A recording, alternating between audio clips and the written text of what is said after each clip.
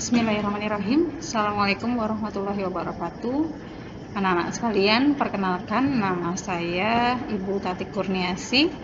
Hari ini saya akan menyampaikan materi fisika kelas 10 semester Gasal di SMA Negeri 2 Cirebon tahun ajaran 2020-2021. Karena hari ini adalah pertemuan pertama, maka saya akan menjelaskan bab-bab yang nanti akan kita pelajari bersama-sama di kelas 10 di semester 1. Bab-babnya adalah sebagai berikut, yaitu bab 1 nanti ada hakikat fisika, bab 2 ada besaran satuan, besaran vektor, bab 3 GLB dan GLBB, bab 4 gerak parabola, bab 5 gerak melingkar, bab 6 hukum Newton. Insya Allah semoga cukup waktunya ya.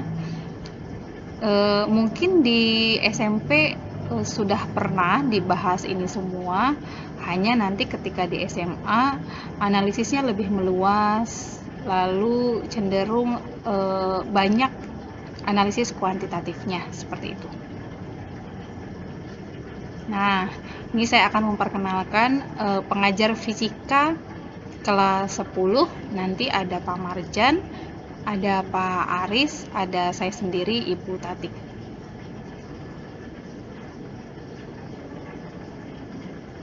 Oke, kita lanjutkan bab pertama, yaitu hakikat fisika dan prosedur ilmiah. Nah, ini ada kompetensi intinya, nanti bisa dibaca sendiri oleh kalian di lain waktu. Yang akan saya sampaikan saat ini adalah kompetensi dasar. Jadi kompetensi dasar di bab hakikat ilmu fisika itu ada KD 3.1 menjelaskan hakikat ilmu fisika dan perannya dalam kehidupan, metode ilmiah, dan keselamatan kerja di laboratorium. Lalu ada KD 4.1 membuat prosedur kerja ilmiah dan keselamatan kerja, misalnya nanti pada pengukuran kalor. Indikator pencapaian kompetensi ketika di akhir pembelajaran bab hakikat ilmu fisika itu yang pertama, nanti kalian diharapkan menjelaskan tentang hubungan fisika dengan disiplin ilmu lainnya. Lalu yang kedua, menjelaskan peranan ilmu fisika dalam kehidupan sehari-hari. Yang ketiga, menjelaskan tentang prosedur ilmiah. Yang keempat, menjelaskan tentang bagaimana proses keselamatan kerja di laboratorium. Itu indikator pencapaian kompetensinya. Nah, ini ada peta materinya. Peta materi yang berkaitan dengan hakikat ilmu fisika. Jadi ini gambaran-gambaran materi yang akan kita pelajari hari ini.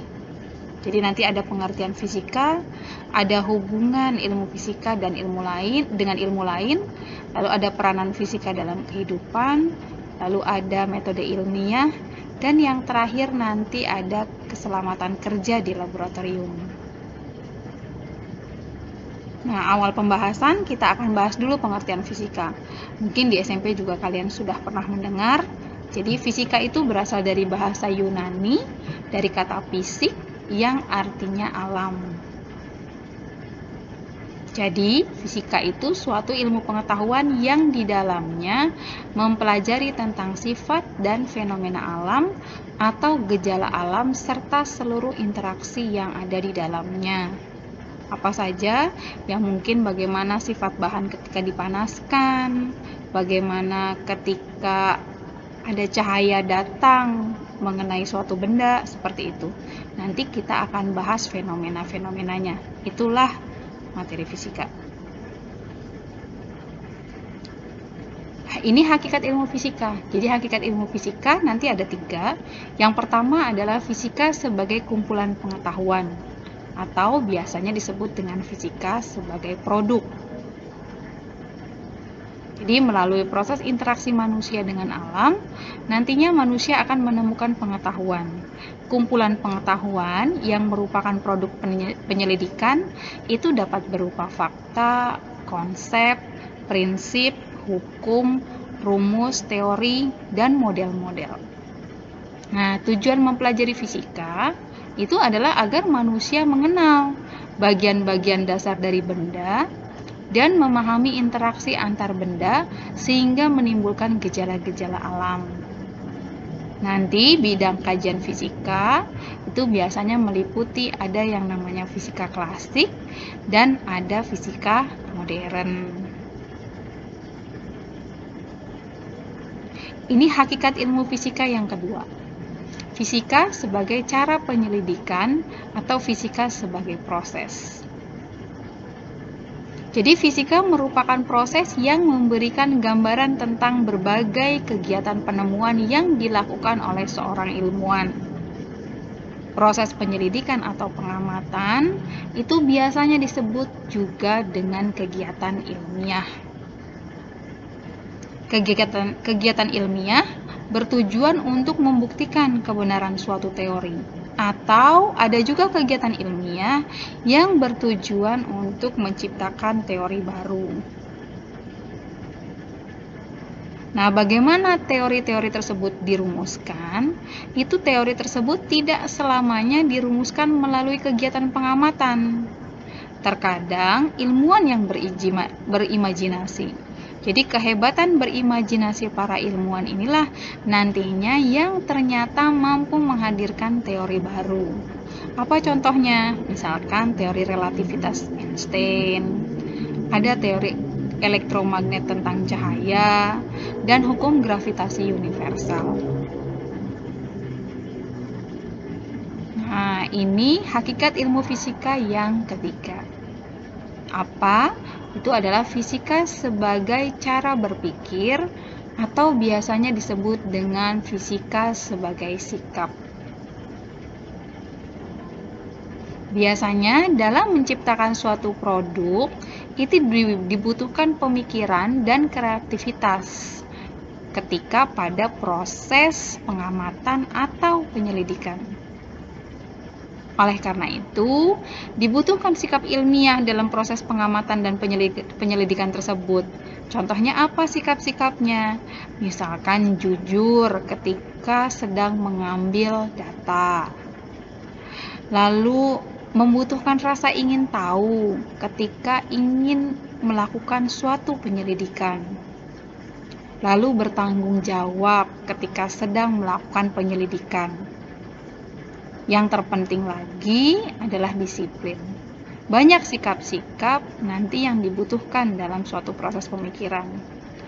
Nah, itu nanti dalam fisika kita bisa mengembangkan sikap-sikap itu semua. Pemikiran para ilmuwan itu biasanya sangat berkaitan dengan hakikat fisika sebagai sikap.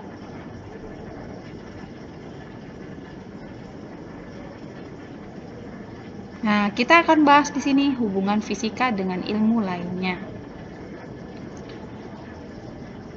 Apa hubungannya? Di sini yang pertama, fisika yang berhubungan dengan ilmu kedokteran atau biologi. Contohnya apa saja aplikasinya? Contohnya hubungan fisika dengan ilmu kedokteran adalah adanya teknologi MRI.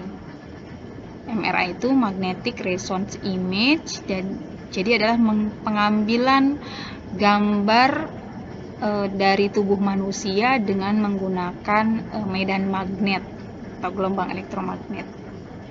Lalu ada CT scan.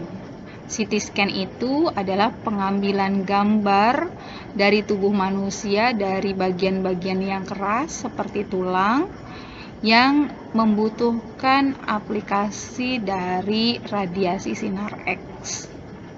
Lalu ada lagi Blu-ray. Blu-ray itu biasanya digunakan di alat yang namanya inkubator bayi.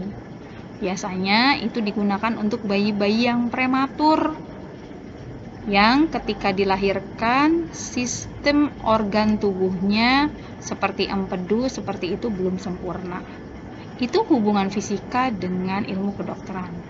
Ada lagi hubungan fisika dengan ilmu astronomi.